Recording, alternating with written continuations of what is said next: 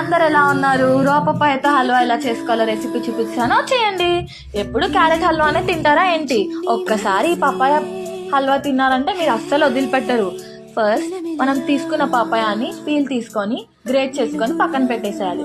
ఇదంతా నేను చేస్తున్నాను అనుకోకండి, మా మమ్మీ చేస్తుంది, నేను చేస్తున్నట్టు బిల్డప్ ఇస్తున్నాను అంతే. జస్ట్ గ్రేట్ చేసి ఇచ్చాను మా మమ్మీకి. ఆ గ్రేట్ చేయడం కూడా సగం మా మమ్మీయే చేసుకున్నారు. గ్రేట్ చేసుకున్న పపాయాని పక్కన పెట్టేసుకోండి. నెక్స్ట్ ప్యాన్ లో గీ వేసుకొని, గీ వేడయ్యాక గ్రేట్ చేసుకున్న పపాయ మొత్తం దానిలో వేసి వేయించాలి. వేగాక దానిలో మనకు కావాల్సినంత షుగర్ అంతా వేసుకోవాలి. షుగర్ కరిగిపోయాక పాలు పోసుకోవాలి.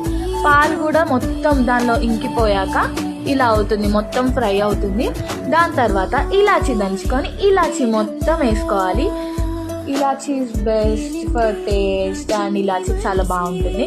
ఇలాచీ వేసుకున్నాక ఏముంది, ప్లేట్లో వేసుకొని సర్వ్ చేసుకొని తినడమే. మీరు కూడా ట్రై చేయండి. బాయ్.